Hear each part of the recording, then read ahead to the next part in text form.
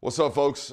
Sunday night, we're going to watch the second half of the G-Day game. Patreon only, obviously, for you guys. I'll be honest, I don't have a whole lot of notes. I have 0 notes. Went back and scanned it again, kind of know what my talking points are about, this second half. But this is my opportunity to kind of, every once in a while, I give you guys an opportunity to see what my process looks like, how I go about watching, where I'm watching, where my eyes are, kind of training you guys up on how to be a scout or how to even be an evaluator, or what I'm looking for, kind of what my tendencies are as an evaluator. It's also my way of telling you that I didn't have time to go back and take notes today. I was at a birthday party for a 25-year-old.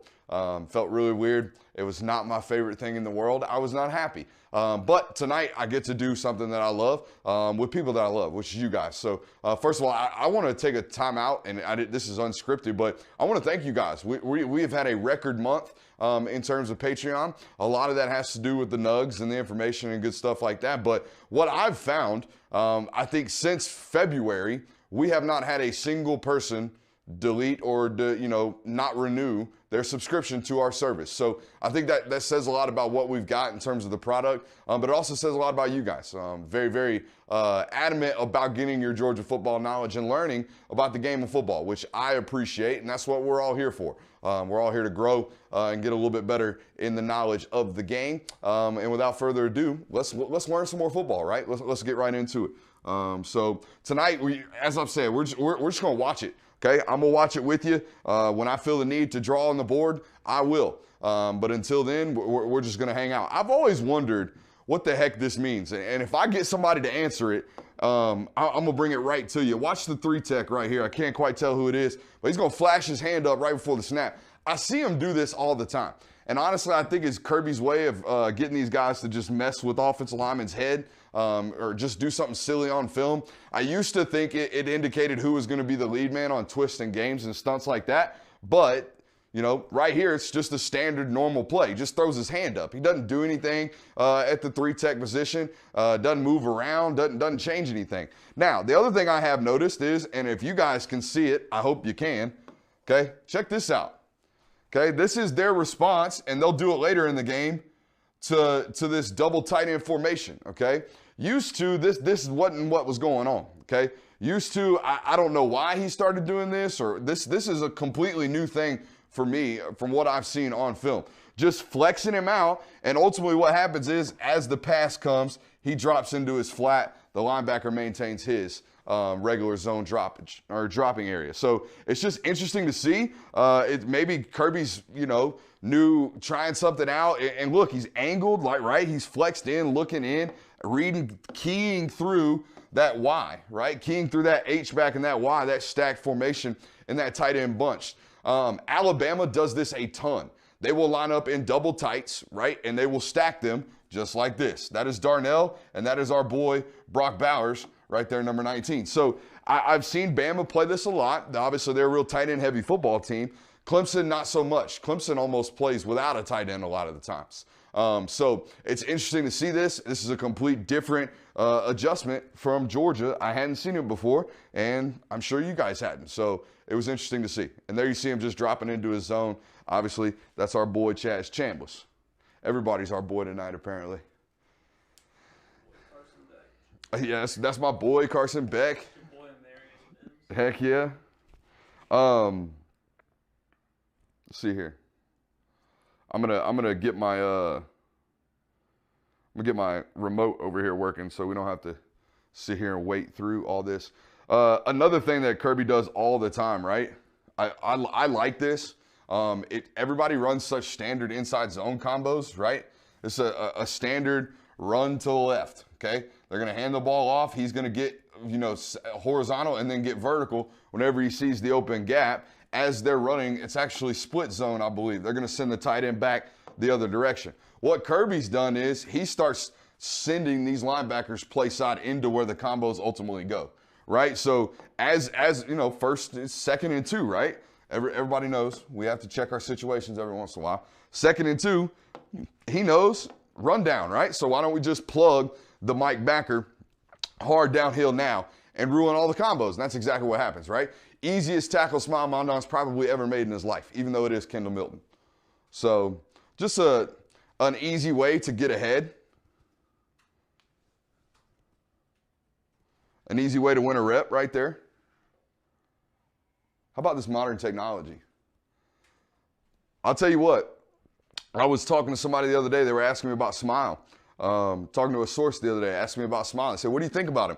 What'd you see in the spring game? And I said, I'll be honest, didn't see a whole lot that I didn't already expect. But what I didn't expect was this dude to step onto an SEC field and immediately be a threat as a blitzer. He times these things up really, really well. But he's 6'3", 225, 230 pounds. And can run like a deer, and he's really, really strong, right? He's almost got more of a frame for an edge rusher than he even does as a true inside backer, right? Real long arms, real twitchy, and got some good hips and good bend. Great athlete, all-around athlete. So you know, as a freshman, he's probably going to be able to do this. And I'm sorry, Dan Jackson. Hey, effort though, right? A willingness to hit, or a willingness to at least try. Our boy Dan is going to come downhill. Okay, shout out Dan Kiley, the Dan Jackson's #1 fan, Dan Kiley. He's going to come downhill and meet Kendall Milton right there in the hole, and it's not really going to end well for him. Well, that's okay. He bounces right back up and, goes back and gets into the play. I loved watching Javon Ballard. Just as a true freshman, there's zero fear in this kid. I tweeted about it right before tonight's show because it stands out, when you see a guy that's obviously undersized. He's only about 5'10 and a half, maybe. But he's got a willingness to stick his nose in there. And that's a basic requirement if you're going to play star for Georgia. Kendall out here catching bodies, man. Catching bodies. A lot of bunch formations from Monken on last Saturday. And I know you're going to see a lot of it, and I get it. He likes what this does for him. But what it also helps that you have a quarterback that's able to diagnose these things. Because when you bunch people up real tight, it makes those reads a lot harder, right? But if you've got an experienced veteran quarterback that's got good eyes and good, anticipation, good pre-snap and post-snap reads, this isn't an issue. Good protection from the offensive line. And Dan Jackson, redeem yourself, sir. Hey, here's what I like to see. But before we get into the interception, okay, off coverage, you're going to get just a straight up big boy post from Smith. Okay, we're going to get a couple angles at this. Watch how smoothly and easily Keely Ringo stays in this hip pocket of one of the fastest players in the country. Okay, great play by Dan. That's a great play by Dan Jackson.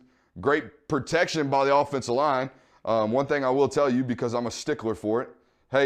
Hey, number 60, let's find some daggum work. I know we're playing our own teammates, so we don't want to go take cheap shots, but let's go find a slab of ribs if we can, please. Let's not just stand around and wait for something to happen. Great play by Dan. I mean, this is #1. Can you do it? Are you impactful? This is ball skills, guys. I mean, this is Willie Mays-esque, right? Head turned back, finding the ball. He's going to track it over his shoulders and perfect basket catch, and then go make a play afterwards once we've turned it over. Shows you Arian Smith just being a football player, right? In a white jersey, got a big old brace on his hand. He don't give a dang. Nah, screw it. He don't give a damn. He going to go back in there and get in and make a tackle. That's just a football player being a football player. Sometimes you can't turn it off. But here we go. Let's watch Keely Ringo. Absolutely uninterested. Well, there's a little bit of space there, but recovery speed, right? Recovery speed's important. Just looks bored almost at points running. Both of them do. Both of them look, they're 4.3, 4.4 runners. Area might be a 4.28 kind of guy when he gets out. But both look like very, very bored when it comes to running. They're just so easy for them.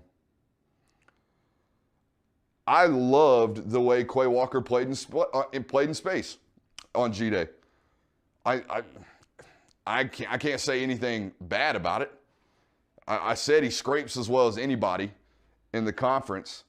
And he does really, really well in space. He's a supreme athlete. 6'4", 240 pounds is a supreme athlete. Also, coaching point here, any of you young guys trying to get into the coaching profession, watch these big boys. Watch these big boys. Watch what they do. It's called protecting your teammates, right? We don't want to get our own guys hurt out here. They would normally be cutting right there. So they just say, hey, just put your hands on the ground. Don't hurt nobody. Let's get out of here. We're trying to play in space anyways. So let them big boys run. And that's exactly what Trayvon Walker does. That dude can play in some space too. It's a great stalk drill from all these guys, honestly, except for, I think is that Goody or Seether right there, 80? Everybody does a great job out here unzipping their feet. We call this stalk drill. Why is it called stalk drill? Because you are stalking your opponent. You are getting out, unzipping your feet as contact comes, and then absorbing the hit and getting hands on, latching on. Same thing here. Unzip your feet and latch on. I bet you Seether does not unzip his feet on Quay Walker. Let's watch. Until the very last minute, right? And when you wait that long to unzip your feet and get into a proper, have proper body mechanics as you arrive to your defender, he's oftentimes going to shed your block. As we see Carson Beck over there after the interception.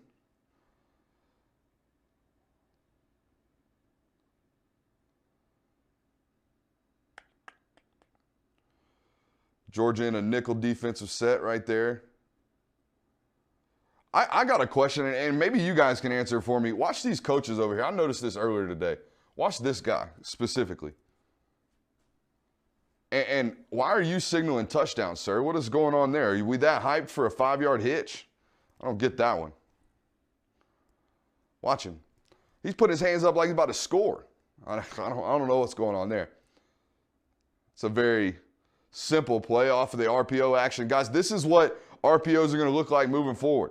Okay, watch this offensive line. This offensive line is blocking 100% like it is a run play.